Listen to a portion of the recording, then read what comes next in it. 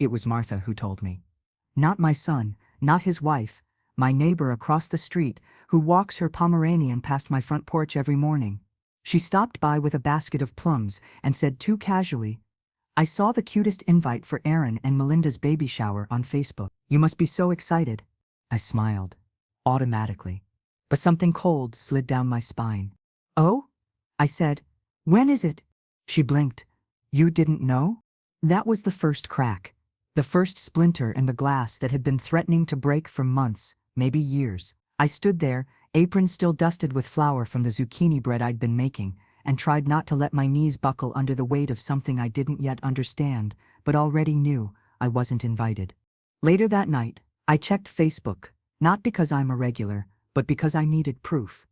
And there it was, a digital invitation, all blush pinks and scripted fonts, adorned with ultrasound photos and gold confetti, celebrating the upcoming arrival of baby Jameson. Come join us for mocktails, games, and a curated charcuterie experience.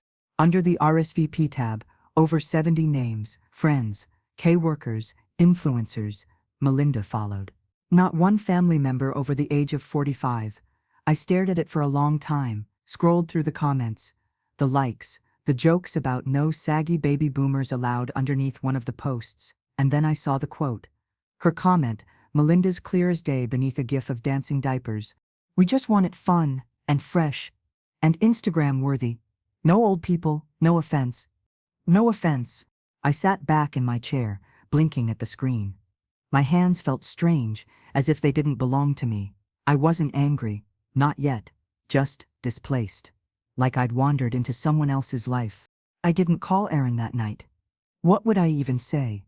How do you ask your only son why his wife thinks you're disposable, why he agreed?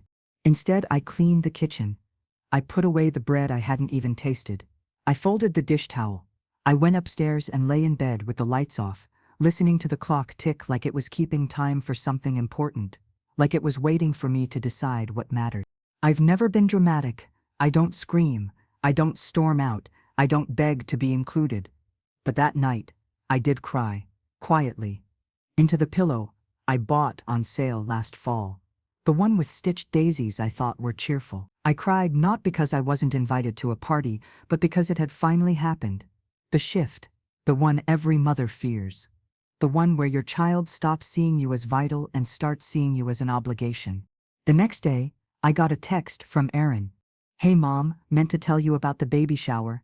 Melinda's keeping it small, mostly her crowd. You'll meet the baby soon though." I stared at the screen. I could barely make sense of the emojis. I replied, "Of course, let me know when a good time is." Then I turned off the phone. I didn't respond when he followed up with, "Love you Mom," because I didn't know if he meant it. Not really. The days that followed were quiet. I watered my roses, clipped dead leaves, made soup I didn't finish, and stared at the baby blanket, draped over my armchair, the one I'd been knitting for 2 months now, in soft shades of yellow and cream. Gender neutral, just in case. Each loop had once been filled with anticipation, with joy. Now, it felt like a punchline, like I'd been knitting my own insignificance into every row. Martha came by again later that week. She asked if I needed a ride to the farmer's market. I told her I wasn't feeling well. She nodded, but lingered. "Listen," she said carefully. "I shouldn't have said anything about the party. I assumed you were going." I gave her a thin smile. "It's all right, some things just need to happen once to be understood." She tilted her head. "You okay?" I hesitated, then nodded. "I will be." She didn't ask more. She just placed another small bag of plums on the porch table and left. That night, I finished the last line of the baby blanket, folded it gently, and placed it in a drawer. I didn't want to look at it anymore. I'd meant it as a gift of love. But what is love if it's unwelcome? I started cleaning out my attic the next morning. I wasn't sure why. Maybe to stay busy, maybe to feel like I still had control over something. That's when I found it. The envelope, labeled Family Trust, active, buried in a box beneath old tax records and Aaron's third-grade drawings. I hadn't looked at it in years. I sat on the floor with dust in my lap and reread the documents I once signed with trembling hands and a hopeful heart. It was all still in place, a generous amount, enough to give any new family A head start. Enough to feel like legacy. But something had shifted. Something irreversible. And so had I. The Friday before the shower, Aaron invited me to dinner. I hesitated before accepting, but a part of me still wanted to believe that perhaps there was a misunderstanding, that maybe he'd say something, anything to acknowledge what happened, that the woman he married hadn't meant it the way it sounded, or better yet, that he hadn't agreed with it. When I arrived at their house, an airy 2-bedroom rental, with one of those live laugh love signs in the kitchen, I had a bottle of wine in hand and a knot in my stomach. Melinda greeted me with her usual polished smile, all lips and no eyes. She wore a pale blue maternity dress that hugged her bump in all the right ways. The house smelled like rosemary chicken and some kind of scented candle, fig or amber or something sweet that made my throat itch. "Hi," she said brightly. "Glad you could come." "Thanks for having me," I said, handing her the bottle. She took it, glanced at the label, and set it aside without a word. Aaron emerged from the hallway, wiping his hands on a towel. He kissed my cheek with a mechanical sort of affection and asked how I was. "Good," I lied. Dinner was set for 4. Melinda's friend from work, a young woman named Kira, was already at the table, sipping from a mason jar filled with cucumber water. I'd met her once before. She had that bubbly tone that never quite matched the depth of the conversation. We sat down. Aaron carved the chicken, Melinda served salad, and I found myself chewing lettuce like it was cotton. The conversation floated over me. Instagram trends, the baby's nursery theme, sunrise jungle, a yoga class Melinda had tried and hated. I waited for the shift, for someone to bring up the shower. It didn't happen. I cleared my throat gently between bites.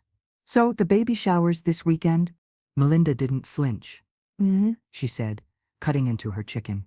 "It's shaping up to be amazing. We're doing these balloon arches, you know, like the giant ones." Aaron glanced at me, and then away. Kira smiled. "It's going to be so chic, like Pinterest-level stuff." I nodded once. "Sounds lovely." Silence stretched a bit too long. Then Melinda added, "We just want to keep it really tight, you know? Just our core group. No apology, not even a pretense of remorse." Aaron reached for his water and took a long sip. "I understand," I said, placing my fork down. "You want a certain look, a vibe." Melinda laughed softly. "Exactly.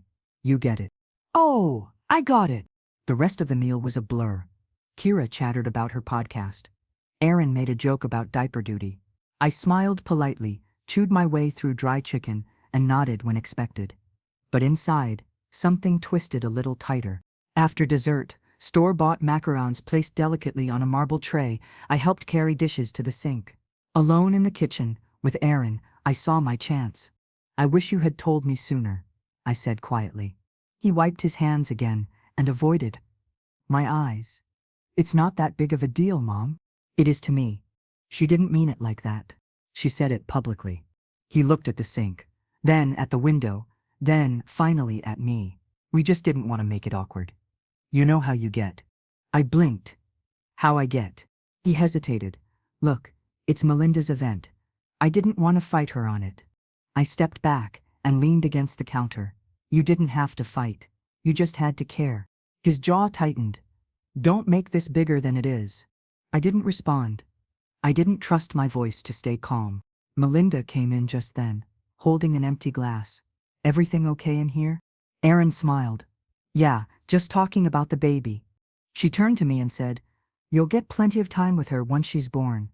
It's just, the shower is more for the girls." I nodded.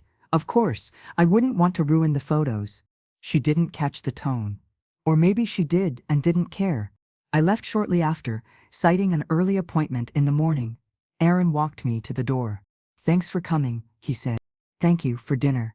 He gave me a quick hug. It felt like hugging an empty coat. When I got into my car, I sat for a long time before turning the key.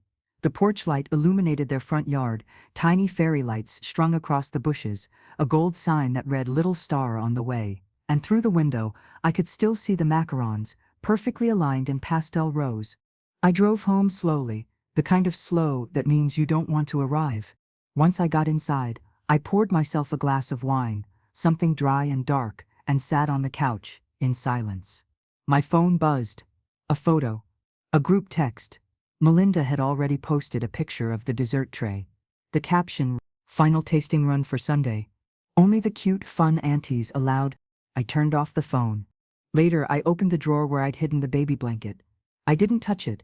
I just looked at it for a long time and thought about how people rewrite you in their lives without even telling you. One day, you're the woman who held them through fevers and school plays, and the next, you're a footnote in a group chat. I stood up, walked to my bedroom, and pulled out the estate binder from the shelf. The one labeled "In Case of Emergency." I opened it to the first page, Family Trust. Aaron's name was written there, in ink I'd once used with pride. I stared at it until the wine was gone. And then I picked up a pen. It was a Tuesday morning when I finally felt it settle. That quiet drop in the stomach. The kind that doesn't come from anger or sadness, but something colder. Knowing the moment you've passed from being essential to being tolerated. I had left the trust binder open the night before, the pen still tucked between the pages, like a placeholder. I didn't write anything yet, but I was close. My tea had gone cold on the windowsill. The cup still held the imprint of my lipstick, a pale pink I'd been wearing since the late 90s. I used to believe in routine, in being steady. I used to think consistency counted for something in family. Now I wasn't sure. The neighbor's lawnmower buzzed in the distance, and birds pecked at the feeder I'd filled the night before. But the usual piece of my morning ritual had dissolved into a film of unease. I sat down at the kitchen table, tea in hand, and stared at my phone. No messages, no missed calls, no photos of the shower, no updates on how it had gone. Not even a text that said, "Wish you were there." Of course they didn't. I opened my email and saw a message from my lawyer's office, a quarterly update on the trust account. I'd skimmed it in the past, always assuming everything was in order, that it would all go to Aaron in time. I didn't have much else, just the house, the small pension, and this trust I'd built from my husband's final investments, and the careful, quiet saving of my own. Now every sentence of that email felt like a question I had to answer. I closed the laptop and walked to the hall closet. Inside, I kept a fireproof safe with my will, my husband's letters, and the original trust papers. I hadn't opened it in years. Not because I'd forgotten, but because I believed legacy was something you built once and left alone. But legacies, I was learning, can decay like anything else. I carried the papers back to the table and laid them out carefully. My handwriting, once so sure, now looked fragile, each loop of Aaron's name suddenly offensive to the eye. I stared at the line that named him the sole beneficiary, the one I'd written long before he'd met Melinda, back when he still called me after job interviews and asked for my soup recipe when he was sick. Back when he remembered my birthday without Melinda's help. Back when I mattered. I left the documents open and walked outside. My garden was struggling. The tomatoes had split in the heat. The lavender was browning at the tips. I knelt down and ran my fingers through the soil, dry, dusty, the kind that looks rich but hides how little it gives. I sat on the porch steps, the sun warming my shoulders. The street was quiet, except for Martha's screen door slapping shut across the way. I waved. She waved back. That was the thing about getting older. People waved. They nodded, but they rarely asked. They assumed silence was your default, not your defense. I brought my tea back outside and sat for a while, trying to name the feeling I had. It wasn't rage. I knew rage. I'd felt it when Aaron was 8 and came home with a black eye from the schoolyard.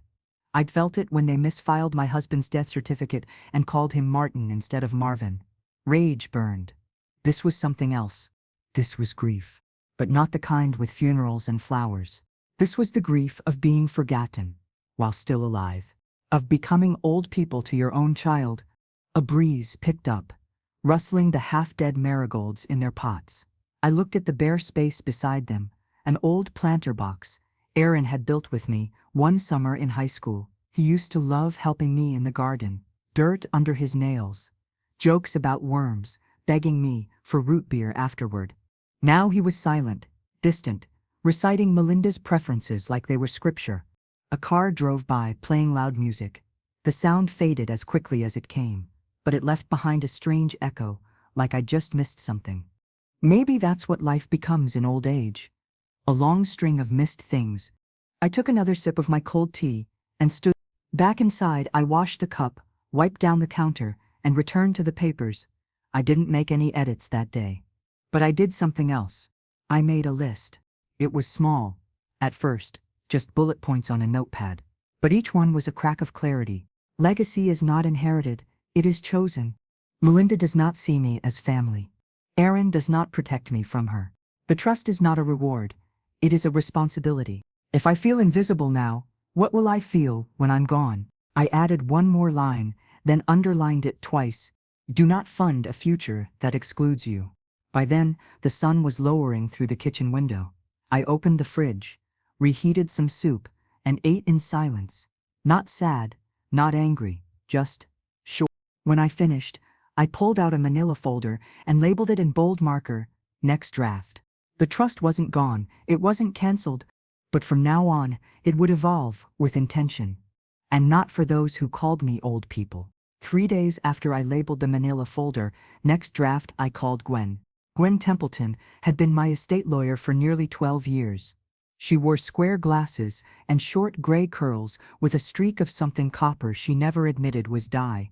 Gwen wasn't the type to offer small talk. She believed in efficiency, clean lines, and airtight documents. When I told her over the phone that I needed to make updates to the trust, she said, "Tuesday, 10:30, bring everything." So I did. The folder sat heavy in my lap as I rode the elevator to her office on the 5th floor of the Wellsbury building. The lobby smelled like lemons and floor polish. The receptionist, young, sharp ponytail, clicky nails, buzzed Gwen's line and told me she'd be right with me. When Gwen opened the door, she gave me a short smile and said, "Let's talk." That was her version of a warm welcome. We settled in her office, which was all clean beige walls, bookshelves of navy binders, and a fern that looked better cared for than most people. She sat across from me and folded her hands. "Walk me through it." I laid the manila folder on the desk and opened it slowly. I wasn't nervous, not exactly, but it felt like laying down a blueprint of something no one else could quite see yet. I explained the situation simply: the exclusion from the baby shower, the casual cruelty of the "no old people" comment, the silent compliance from Aaron, the dinner that confirmed everything. Gwen didn't interrupt once. She listened like she always did, with her whole body, head tilted slightly, eyes narrowed, lips pursed, just enough to say she was making judgments, but none she'd speak until asked. When I finished, she asked, "Do you want to remove him completely?" The question came so quickly, so cleanly, it caught me off guard. I blinked. "Do you think I should?" Gwen shrugged, not unkindly. "You're not the first parent I've had in this chair. A trust isn't a favor. It's a decision, and every decision has weight." I looked down at the list I'd written 3 nights ago. "Do not fund a future that excludes you." "I don't want to erase him," I said, "but I also don't want to reward him." Gwen nodded. "So we restructure. Conditional disbursement. We change your executor. We establish fallback beneficiaries. Who do you have in mind?" I shook my head. "Not yet. But I want to start the framework. He gets nothing automatically." She pulled a clean legal pad from her drawer. "Then let's get to work." We spent the next 2 hours going through every clause. Gwen explained what could be amended immediately and what needed a formal process. We talked about irrevocable designations, about converting part of the trust into a charitable foundation, about successors, asset redirection, and legacy clauses. "Would you like to include a personal statement?" she asked toward the end. "You mean like a letter?" She nodded. "A legal addendum. It doesn't hold fiscal weight, but it speaks volumes. I always recommend it when families involved, especially when feelings are I hesitated. "What if I'm just being emotional?" She paused and looked me squarely in the eye. "Then you're human. But let's be clear, emotion doesn't make a trust fragile. In your case, it's making it stronger." That landed somewhere in my chest like a key, turning in a lock. I left the office with a packet of draft amendments, a checklist of legal items to review, and Gwen's final words echoing in my mind. "If you want him to earn it, you have to give him something to earn." On the drive home, I took a detour through the old part of town, past the park where I used to push Aaron on the swings, past the ice cream shop, where Marvin and I used to split a banana split every July, even when we didn't have 2 nickels to rub together. I wasn't sad. I wasn't nostalgic. I was aware that those memories were mine. And no one, not Aaron, not Melinda, not the version of their life that didn't include me, could take them. At home, I placed the packet on the kitchen table beside the trust binder. Then I made myself a late lunch, grilled cheese with tomatoes from the garden, a little burnt on one corner, and sat by the window. Halfway through the sandwich, my phone buzzed. A text from Aaron. Mom, Melinda wants to know if you can knit something for the nursery. Maybe a wall hanging. I stared at the message. I had once knit a blanket for Aaron's first crib. Pale green, soft wool. He dragged it through the house until it unraveled at the edges. I'd thought maybe, just maybe, I'd get to do that again. But now, after everything, he wanted a decorative piece. Something for the aesthetic. I didn't reply. Instead, I opened a new notepad and began drafting my personal statement. I wasn't sure yet what I would say, but I knew how it would end. If you leave someone out of your joy, don't be surprised when they leave you out of their legacy. The thing about rewriting a trust is that it forces you to reckon with the version of yourself who once believed things wouldn't fall apart. I sat at my kitchen table, the same one I'd bought with Marvin 34 years ago, and spread out the old paperwork like I was trying to piece together a map. The corners were soft, from age. My handwriting looped, careful, proud, marked every page with names I'd once whispered, like blessings. Aaron's name showed up 13 times. 13 promises I had made, thinking he'd always be mine in the way sons are when they're small, before the world teaches them who to love and who to leave behind. I ran my fingers along one of the pages, then pulled it closer to read the clause. Full distribution upon maternal passing, unless otherwise stipulated by incapacity or amendment. And now, here I was, stipulating. My lawyer Gwen had been clear. The structure could stay, but the purpose had to evolve, and that meant starting with intention, not sentiment. I didn't need to destroy everything to make my point. I just needed to make sure my love wasn't being weaponized against my dignity. I took a deep breath, opened a fresh notebook, and wrote the heading, Revised Purpose. Then I made a list underneath it. This trust was created from sacrifice, not surplus. It should reflect respect, not assumption. Legacy is not inheritance. It's a reflection of character. No one who diminishes the giver should benefit from the gift. I stared at that last one for a long time. Outside, a delivery truck rumbled past. Somewhere in the neighborhood, someone's wind chime started up. It was a normal day, so normal it almost made the whole thing feel surreal. But the ache in my chest wasn't surreal. It was real, heavy, familiar. I stood up, stretched my back, and went to make tea. Not the quick microwave kind, but real tea, boiled water, loose leaves, the works. I needed the ritual. I needed to feel like I was taking care of myself in a way no one else had recently bothered to. As the water heated, I caught sight of my reflection in the microwave door, blurry, shadowed, but unmistakably me. The lines around my mouth, a little deeper, the eyes a little duller than I remembered. I used to be vibrant. People used to listen when I spoke. Aaron used to sit at this very table and ask my advice on everything from science projects to job interviews. Now he couldn't even be bothered to say, "Sorry, Mom. I should have spoken up." I poured the hot water over the tea leaves and let it steep. Back at the table, I picked up the draft packet Gwen had given me and began making margin notes. Red pen, bold letters, not just corrections, assertion. I struck Aaron's name from the unrestricted inheritance clause and added a contingency, disbursement only upon demonstrated, continued relationship of mutual respect with grantor prior to passing. It sounded cold. It wasn't. It was fair. I flipped to the next page and stared at the alternate beneficiaries section. Gwen had said I could name an individual, an organization, or a foundation. I hadn't picked yet. But the idea of handing that portion to anyone who made me feel seen, even in a small way, felt more nourishing than anything Aaron had offered in years. I glanced over at my kitchen counter. A Tupperware container of green beans sat near the sink. Martha had dropped it off that morning without asking, just a gentle knock and a smile. It wasn't flashy, but it was kindness. I picked up my pen and under alternate beneficiaries, I wrote, "To be determined based on demonstrated compassion and presence. Not bloodline. Not obligation. Presence." The tea had gone lukewarm, but I didn't mind. My hands were warm enough from the fire of resolve building in my chest. Not anger. There's a difference. Aaron didn't have to grovel, he didn't have to apologize on his knees. He just had to see me, honor me, defend me in the smallest moment when it actually counted. But he didn't. And now, everything that once belonged to his future was back in my hands. I stood and walked over to the bookshelf in the hallway. Tucked between two dusty cookbooks was a photo album. The older kind, with plastic sleeves and that strange smell of old glue. I pulled it out, sat back down, and flipped through it slowly. Photos of Aaron's childhood. The beach trip where he lost his shoe. His 8th birthday party in the backyard with the homemade volcano cake. The day we adopted our beagle Max. A Christmas morning where I'm in the background, still in my robe, holding a coffee mug and laughing. I stopped at that one. There I was. Laughing. Unfiltered. Untrimmed. Before I became too old for their curated lives.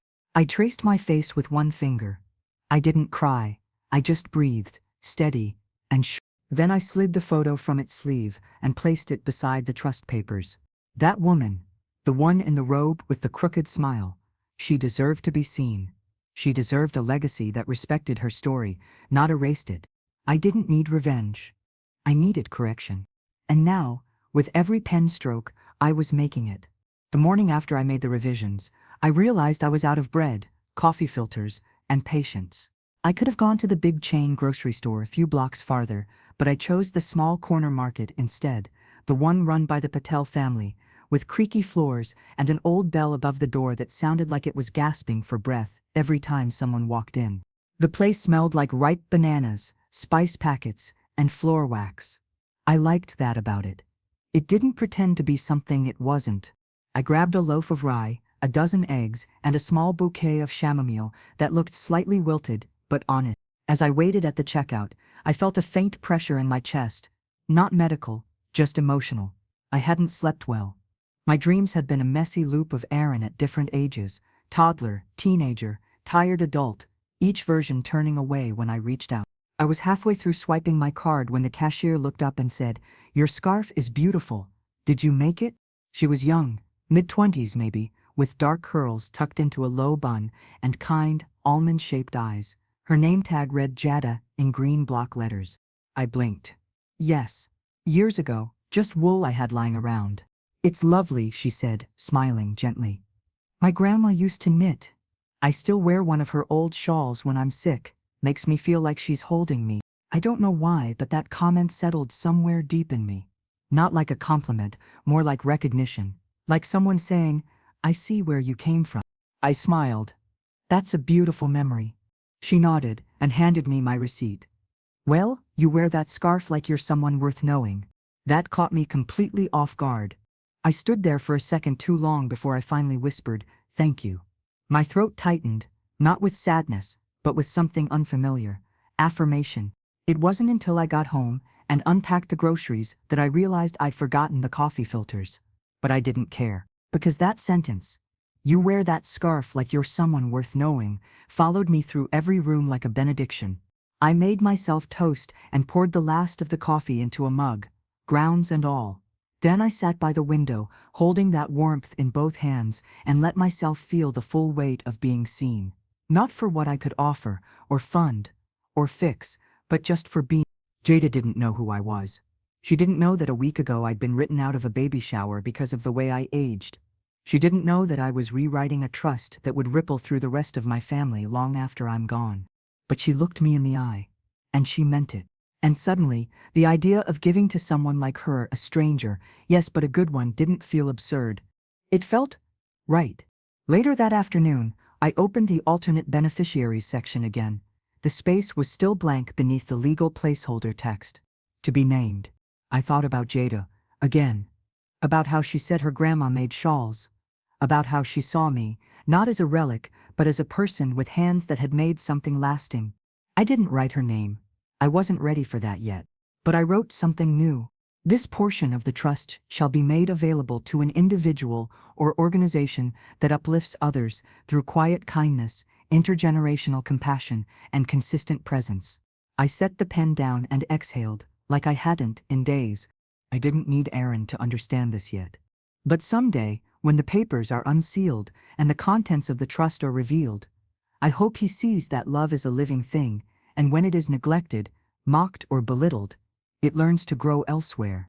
I spent the rest of the afternoon cleaning out a drawer that had become a graveyard of expired coupons and rubber bands. It felt symbolic, somehow, clearing space, preparing. At the bottom of the drawer, I found a list I'd made 5 years ago, a bucket list of sorts. Most of it was simple. Learn to bake bread from scratch. Visit New Orleans in the spring. Take a watercolor class. Leave something behind that matters. That last one made my heart lurch. Maybe I hadn't done all those things, but maybe I was doing the last one right now. At dusk, I returned to the market with the coffee filters I forgot to buy. Jada was still behind the register. I placed them on the counter, and when she looked up, I said, "I forgot these earlier." "No worries," she smiled. "Happens to all of us." I hesitated before adding, "Thank you for what you said today. About the scarf. About your grandmother." Her smile softened. "You're welcome." Then she paused, tilted her head, and said, "You remind me of her a little." I laughed lightly. "She must have been a tough old bird." "She was," Jada said, "but gentle too.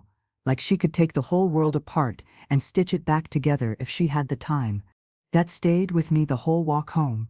Back at the table, I pulled out my pen one more time, and under the words I had already written, I added just one more sentence. "When the world forgets your value, give to those who remember." The baby shower took place on a Sunday afternoon. I knew the exact time because Melinda posted a countdown on her Instagram stories, complete with pastel graphics and bouncing giraffe emojis. I didn't watch it live. At first, I told myself I wouldn't watch it at all. But by late afternoon, curiosity got the better of me. I sat at my desk with the curtains drawn, logged in through a burner account I'd made years ago to follow yarn pattern groups without being bombarded by family updates. Melinda had made the stream public, of course she had. It was meant to be a show. The screen filled with a backyard transformed into a theme park of pastels. Pink and gold balloon arches framed every shot. There were branded cookies, a floral photo booth, and a signature drink table labeled Mocktail Mama's Station. I watched as a DJ spun top 40 songs, while guests posed in front of a neon sign that read, "Baby Jameson's World." Melinda wore a blush maternity gown that clung to her belly like a designer curtain. Her blonde hair was curled and pinned with delicate pearl clips. She looked radiant. She looked like she'd planned for every detail. Except me. I saw familiar faces. Her friends, some of Aaron's college buddies, even his boss's wife, but no one over the age of 50. It was intentional. It was glaring. I wasn't absent. I was removed. The camera shifted toward the gift table. A mountain of designer bags, ribbon boxes, and a diaper cake, taller than Melinda herself. Then the host, a chipper woman with a handheld mic, asked the crowd, "So, Melinda, any tears yet today?" Melinda laughed and said, "Not yet. It's just so perfect. Honestly, it's better without the stress of too many people. We kept it small and fun. Young energy only." A few people whooped in agreement. Someone yelled, "Yeah, no boomers allowed." And then she said it, clear as a bell, a throwaway line, delivered with a sweet laugh. "No offense, but once you hit a certain age, you kind of ruin the aesthetic, right?" Aaron was standing right beside her. He didn't flinch. He didn't say a word. He just smiled and handed her a mocktail in a glass rimmed with pink sugar. I stared at the screen. My hand hovered over the trackpad, shaking slightly, not with rage, not even with sadness, with confirmation. That was it. The silent part spoken out loud. The subtext made script. I closed the laptop and stood slowly. My legs felt heavy, as if my bones had soaked up the weight of their words. I walked to the kitchen, opened the fridge, and took out the last slice of peach pie I'd made the week before. I didn't bother to warm it. I sat at the table and ate it cold, each bite a quiet defiance. I had planned to give that pie to them when the baby was born. A welcome gesture. A tradition. I used to bring a pie every time Aaron was sick, as a child. Peach. Always, because he swore it made him feel better. Now I couldn't imagine giving them anything. Not my pie. Not my presence. Certainly not my trust. After I washed the plate and set it back in the cabinet, I opened the notebook again. I didn't write a rant. I didn't scribble curses or bitter phrases. I wrote 2 sentences. A legacy is not a transaction. It is a reflection. And then beneath it, if they erase you from their moments, you are not obligated to build their future. I closed the notebook and felt something shift inside me. Quiet, slow, but final. The next morning, I drafted an email to Gwen. Subject: Finalized trust edits. Gwen, after further reflection, I'd like to proceed with the alternate beneficiary clause as we discussed. Please include language to reflect character-based distribution, not default inheritance. Let me know when we can sign. Marianne, her reply came less than an hour later. Understood. I'll prepare the documents. Tuesday morning. Okay. I replied yes and sat back in my chair, feeling the sunlight on my face through the half-closed blinds. I wasn't sad anymore. I wasn't even angry. I was awake. And once you wake up to the way people really see you, it's almost impossible to fall asleep again. That afternoon, I went for a walk. The weather was warm, but not unbearable, and the breeze smelled faintly of honeysuckle. As I passed the corner market, I saw Jada through the window, stocking a shelf with jars of jam. She looked up and saw me, offered a small wave. I waved back. It struck me then how little it takes to feel included. A wave, a compliment, a seat at the table, or at the very least, a willingness to say, "You matter." Aaron couldn't give me that. Melinda wouldn't, but I could give it to myself. When I got home, I printed a new copy of the revised trust paperwork and placed it in the center of the dining table. I laid my pen beside it. Ready? They had their shower. I would have my reckoning. And unlike them, I would make it private, clean, fine. The last word they ever expected me to say. No. I arrived at Gwen's office 15 minutes early. I've always believed in punctuality, especially when handling matters that outlive you. The receptionist smiled and offered water. I declined. My throat was already tight enough. I sat with a folder on my lap, my fingers smoothing over the edges. Gwen had emailed the finalized version of the revised trust the night before. I had read it 3 times. Slowly, deliberately. And I hadn't hesitated on a single clause. When Gwen opened the door and waved me in, I stood with a steadiness I hadn't felt in weeks. "Good morning, Marianne," she said, professional but kind. "Good morning, Gwen. Let's get this done." We sat at her polished desk. The documents were already printed, tabbed with sticky notes in yellow, pink, and blue. She adjusted her glasses and walked me through each page one last time, her pen clicking softly between explanations. "Here's the conditional disbursement language," she said. "Beneficiary must demonstrate ongoing personal connection to grantor prior to passing. You've chosen to remove all automatic claims." I nodded. "Correct." She flipped to the next page. "This is the alternate beneficiary clause. Distribution redirected to either a person or an organization that fulfills the grantor's values, kindness, presence, and dignity." "Yes," I said. "I may choose the person later, but the criteria stays." Gwen made a small note in the margin. "And here," she said, pointing to a final paragraph, "is your personal addendum." I formatted it as a non-binding letter, but attached it for the official record. She slid it toward me, printed on heavy paper. My words, now framed in legal form. "To those who remember to include me, I remember you. To those who erase me from your joy, know this: legacy follows love, and love, when starved, learns to feed itself elsewhere." I picked up the pen. The weight of it startled me, real, physical, but I signed 3 times. Once for the trust, once for the statement, and once for myself. Gwen smiled, not with triumph, but with approval. "You've done something brave." "No," I said, "I've done something overdue." She handed me a copy and a black folder and a receipt for the updated filings. "It's official, unless revoked. This is what holds." We walked to the elevator together. I turned to her before stepping in. "You've been more than a lawyer," I said. "You've been a witness." "That matters." Gwen pressed her lips together, visibly moved. "And you've reminded me why I do this. Be well, Marianne."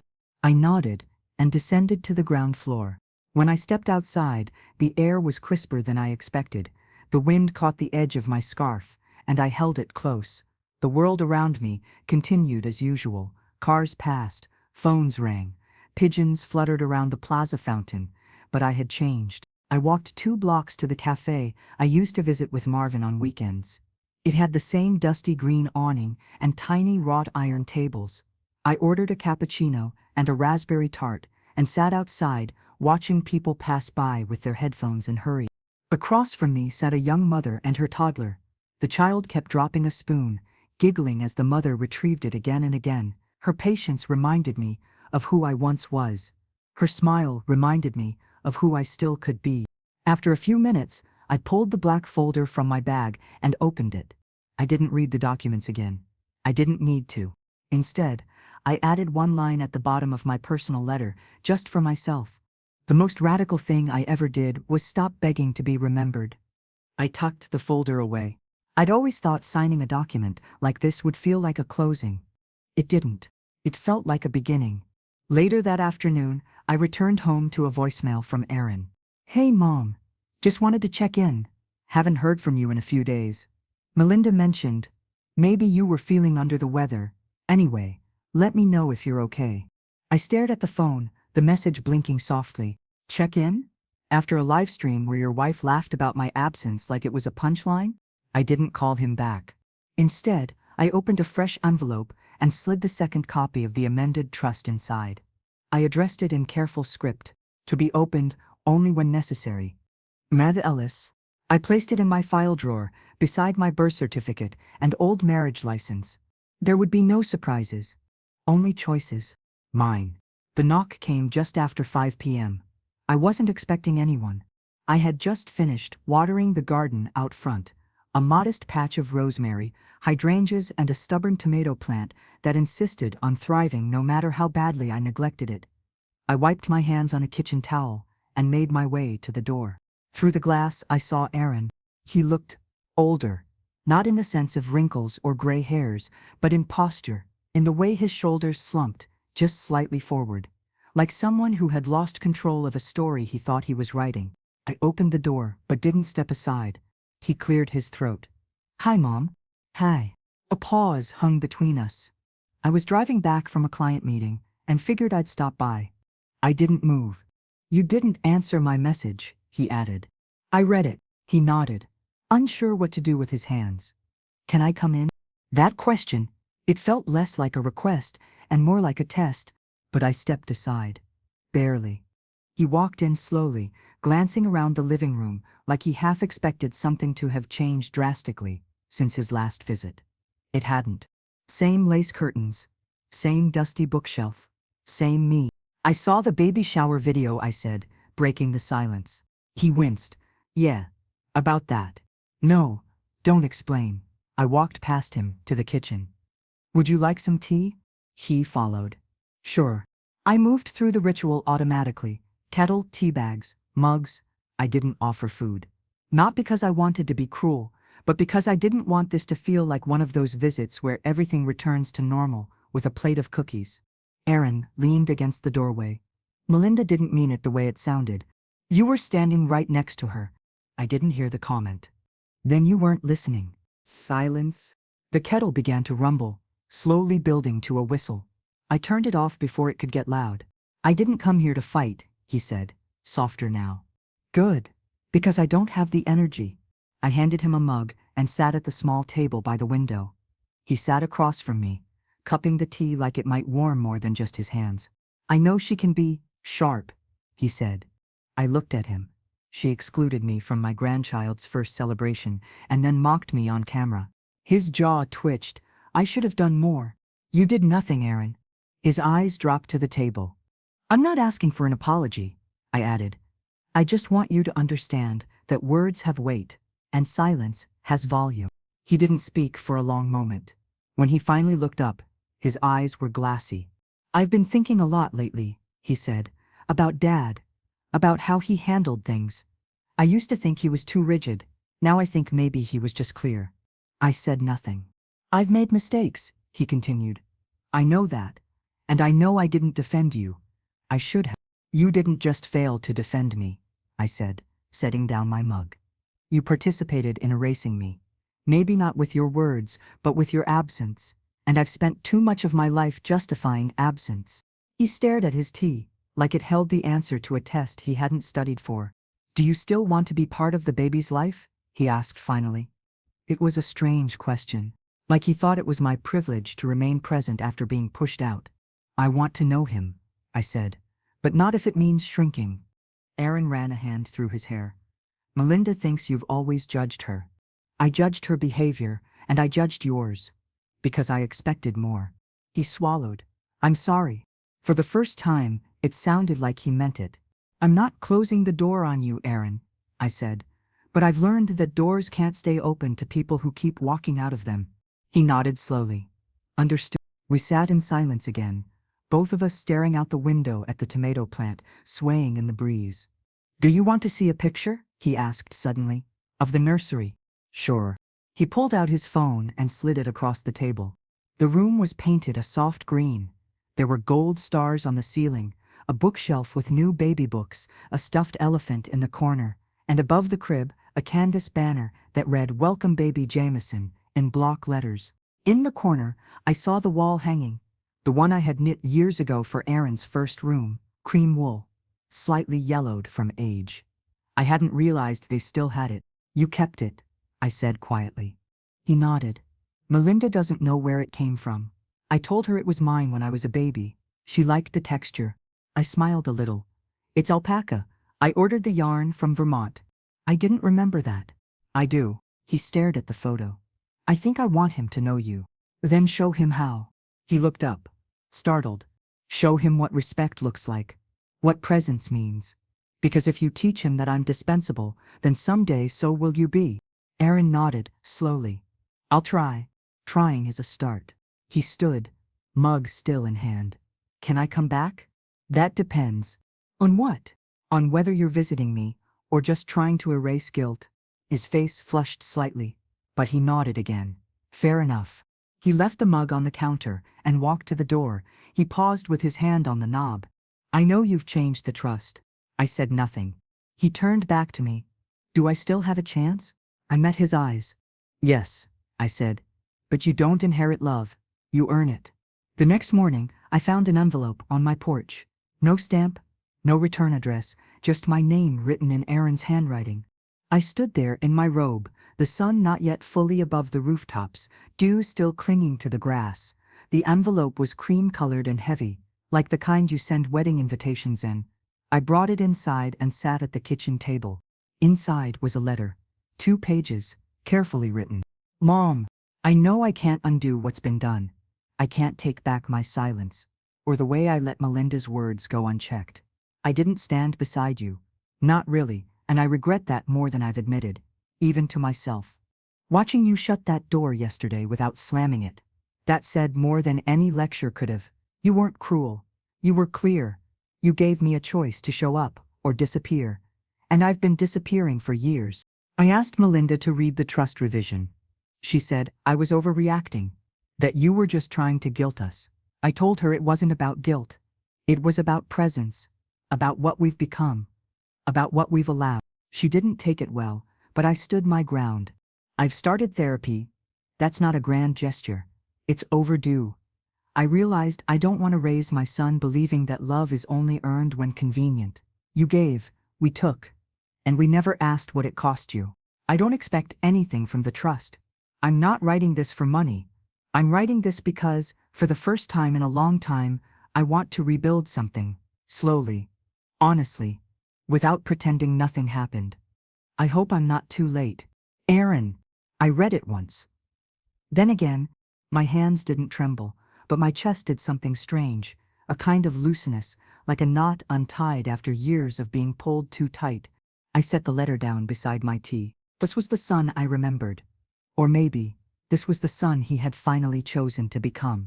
Later that day, I walked to the small mailbox at the end of the street, the one that had been leaning slightly for years but still did its job. I mailed a letter of my own. Not to Aaron, but to Gwen. Please keep the current trust revision intact. No changes to primary beneficiaries at this time.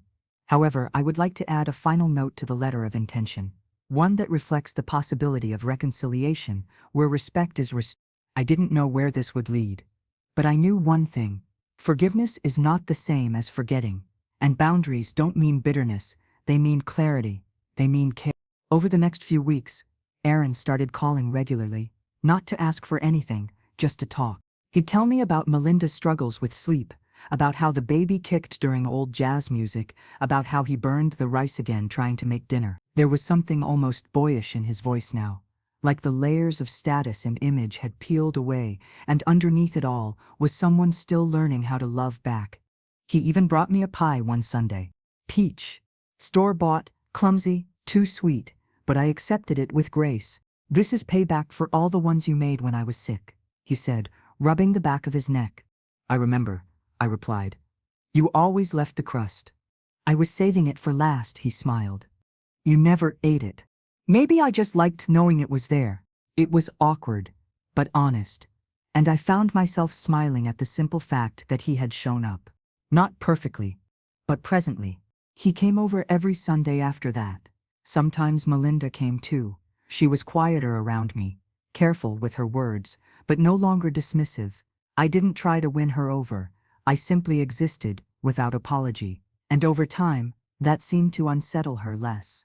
One afternoon, I walked into the nursery. Melinda had stepped out to take a call, and Aaron was adjusting the crib height. I ran my hand over the bookshelf, pausing at a copy of The Little Prince, the same copy I had read to Aaron when he was 4. He'd kept it. "Are you scared?" I asked him quietly. He nodded. "Every day." I smiled. "Good. Means you're paying attention." We sat on the floor, backs against the wall, the mobile above the crib slowly turning. He turned to me. "Do you think I'll be a good father?"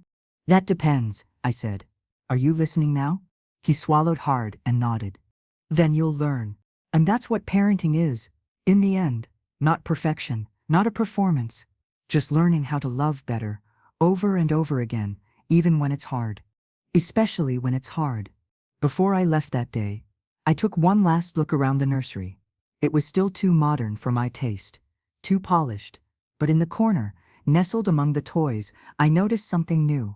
The old knitted elephant I'd made for Aaron when he was born. He must have found it, cleaned it, placed it there.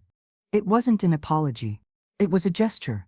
And sometimes, that's enough to begin again. It had been nearly 2 months since I revised the trust. I hadn't mentioned it to Aaron again, and he hadn't brought it up either. There was a quiet respect now between us, like we'd come through a storm, and were still drying our clothes, not quite ready to speak about the rain. The baby was due in 3 weeks. Melinda looked tired but content, the last time she visited. She even accepted a second slice of my almond cake without commenting on the sugar. Progress, I suppose. One evening, I sat in my study surrounded by papers, pens, and a worn leather journal I'd kept since Marvin passed. Inside were quotes, prayers, and scattered thoughts I'd never shared. But that night, I pulled out a clean sheet and began to write something more structured. A legacy letter. Not for legal purposes, not to punish or reward, but to explain. I wrote it as if I were speaking to Jameson, my unborn grandson. To my grandchild, whom I have not yet held, I was not invited to your baby shower. Not because I didn't want to come, but because someone else decided my presence would disrupt their version of perfection. That's not your fault. You didn't choose your beginning. But one day, you will ask questions. And I want to tell you this, as gently and truthfully as I can. Families sometimes forget how to see each other. They get distracted by shiny things. They confuse quietness with invisibility. But I was never invisible. I was always here, knitting hope into blankets, layering love into pies, saving names and memories in the corners of drawers. I hope, by the time you read this, you've already seen what presence looks like. I hope your father has shown you how to stay. I hope your mother has learned the strength in inclusion. And I hope that when you look at old photos you wonder why I'm not in some of them but never feel the absence in your heart because I showed up for you in all the ways that mattered. I love you, Grandma M. I folded the letter and slipped it into a small linen envelope. Then I placed it inside the journal and wrote on the inside cover, to be opened when the time is right. The next morning, I went to Gwen's office one last time. She raised her eyebrows when she saw me. I wasn't expecting you again so soon. I'm not here to change the trust, I said, sliding the journal across her desk. Just to add a letter of personal intent. Not legal, just human. She opened it gently, Reading the first few lines, her expression softened. "I'll attach it as a personal file," she said. "It won't impact the disbursements, but it'll be there. That's all I want." We talked for a few more minutes about logistics, then she walked me to the elevator. "I've never seen someone so composed about rewriting their legacy," she said. Composed is just another word for prepared. Back home, I made myself a pot of ginger tea and sat by the window. It was mid-afternoon, and the neighborhood was quiet. Leaves trembled on the trees, not from wind, but from the anticipation of changing seasons. Aaron stopped by unannounced again that evening. He brought Jameson's ultrasound photo. "He has your nose," he said, holding it up with a sheepish smile. "I didn't take the photo from him. I just looked." "I used to say that about you," I said. "Your nose was slightly off-center but charming." He laughed softly. "Guess we're all just repeats with edits." We stood there for a moment. It wasn't awkward anymore, just full.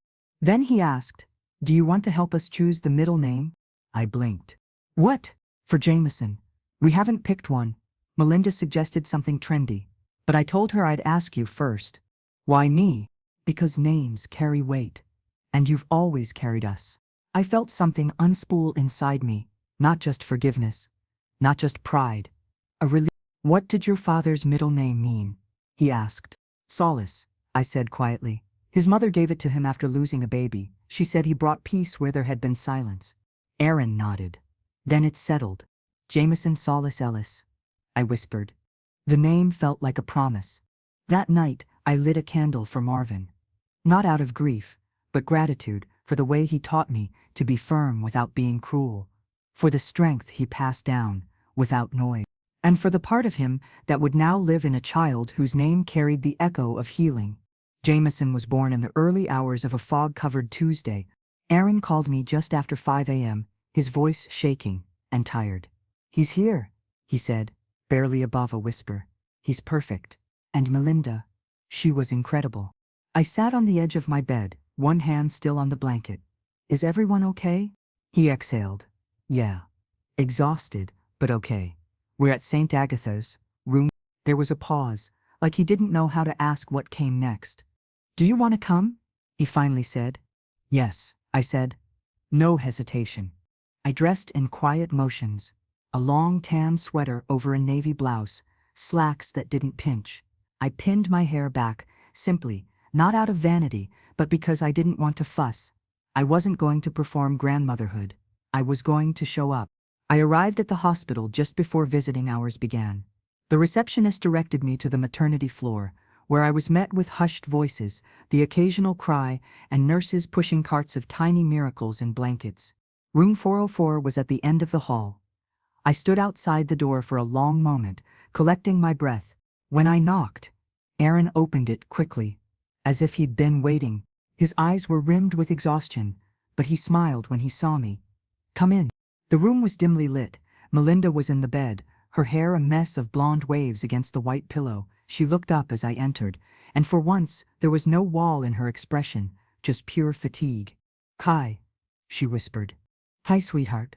It surprised both of us. She nodded toward the bassinet beside her bed. "He's sleeping."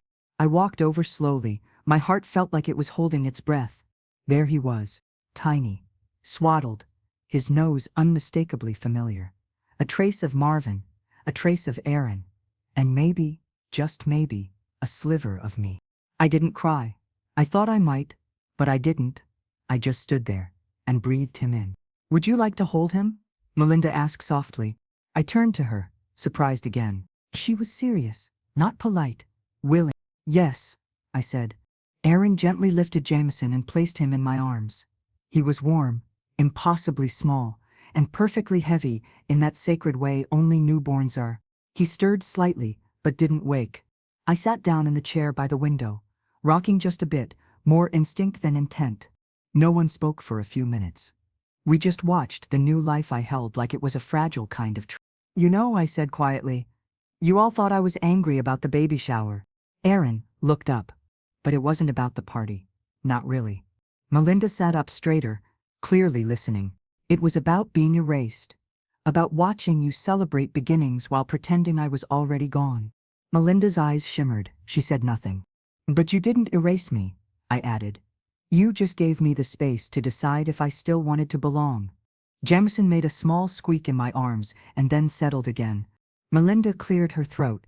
I didn't know how to include you. I was scared you'd judge me. I probably would have, I said honestly. Because I judge what I care about. But judgment isn't rejection. Distance is. She nodded, her eyes on the baby now. I'm sorry. That was it. No grand speech, no dramatic apology, just those two words. I nodded. Thank you. Aaron came over and placed a hand on my shoulder. He looks like you when you sleep, I said to him. Aaron grinned. Poor kid. No, I said. Lucky kid. We took a few pictures, nothing posed, just Aaron snapping a few moments of me, holding Jameson by the window, the soft morning light casting a glow on both of us. I stayed for nearly 2 hours. Before I left, Melinda reached out and touched my hand. Will you help me with him? I nodded. Only if you let me help without disappearing. She smiled faintly. Deal. Outside, the fog had mostly lifted. The sun was pushing through, soft and sure. I walked home that morning with sore feet and a full heart. Later, I pulled the black folder from the drawer, the one with the trust documents, and sat with it at my desk. I didn't change anything. I didn't tear anything up. I simply took out a small yellow sticky note and wrote, Inheritance is not entitlement. It is memory made tangible. And now there are memories worth preserving. I stuck it to the final page and closed the folder again. No edits required. Autumn came slowly that year. The kind of soft arrival that crept in through the windows before I even noticed the leaves had begun to turn. I started spending more time at Aaron's house, though not in the way people expect of grandmothers. I wasn't there every day. I didn't push myself into every routine, but when Melinda asked me to hold Jameson so she could shower in peace, or when Aaron burned dinner again and needed help salvaging the night, I was there. Not as a duty, as a presence. Melinda began calling me by name instead of your mother, and eventually, just once, she called me Mom. We both pretended not to notice it, slipped out. I watched Jameson grow inch by inch, sound by sound. He had his father's wide eyes and a curious tilt to his head, like he was always listening to something just beyond the room. One afternoon, while Melinda napped and Aaron worked from home, I rocked Jameson to sleep on the back porch. The old rocking chair creaked with every motion, and the cool breeze brushed through my sweater. I hummed a tune my own mother used to sing, one I hadn't remembered in years until that moment. Aaron stepped outside and leaned against the post, sipping from a chipped mug. You've changed, I said, not unkindly. He nodded, watching the baby in my arms. So, have you? Maybe I just stopped shrinking. He looked at me. Do you ever regret taking back the trust? No, I said, adjusting the blanket over Jameson's feet. Because it made you look up. Aaron nodded. It did. We sat in silence for a moment. Then he said, I read the letter you wrote for Jameson, the one Gwen added to the file. I looked up, surprised. You weren't supposed to see that until… I know, but I asked her. She said it was up to you. I smiled faintly. And I suppose you think I should feel guilty for writing it? No, he said. It broke me a little, but I needed it. That was enough. I didn't write those words to punish. I wrote them so that one day, if Jameson ever asked why I was absent in the early photos, he'd understand that absence doesn't always mean disinterest. Sometimes, it means someone was learning how not to disappear. A few weeks later, we hosted a small gathering at my house, a quiet welcome for Jameson. No theme, no pastel decorations, just family and a few friends, warm cider, and pumpkin bread. I made sure to invite Lily from the neighborhood, and Gwen too. Both had walked with me through the storm. During the gathering, Melinda stood beside me while I refilled plates. You know, she said, I used to think you were cold. I used to think you were cruel, I replied, matter of fact. She nodded. We were both wrong. Not completely. We were just scared. She handed me the ladle. Thank you for coming back. I never left, I said. You just finally looked. That night, after everyone had gone, Aaron stayed behind to help with dishes. Jameson was asleep in the bassinet beside the couch, and Melinda had gone home to get some rest. Aaron dried while I washed. You know, he said, Dad would have liked today. He would have loved Jameson. I think he'd be proud of you. I smiled. Of you too. There was a pause. I want to update the baby book, Aaron said. Include some pages about you, stories, recipes, maybe even that almond cake. Don't forget the crust, I said with a wink. I never do. We packed up the leftover food and I sent him home with a covered plate for Melinda. After they left, I sat alone in my living room, the quiet no longer heavy but full. I looked at the shelf where I'd tucked the trust folder, still sealed, still final. But now, its contents no longer felt like armor. They felt like history. My history. Chosen, shaped, lit. I pulled out a photo album and flipped through the pages. Some photos were faded, some creased, but then came the newer ones. Me with Jameson, me with Aaron and Melinda in the hospital. Gwen beside me, holding a cup of tea. Lily laughing in my kitchen. I was there. Not erased. Not forgotten. Present. And that was the real inheritance I wanted to leave behind, not the money. Not the documents, but the memory of a woman who didn't disappear just because someone told her she should. Jameson's laugh echoed in my memory. It was still new, still soft, like a giggle caught on the wind. That's the sound I wanted to carry into the rest of my life. Not bitterness. Not revenge. But laughter. Legacy. And the quiet kind of love that proves itself, one boundary and one invitation at a time.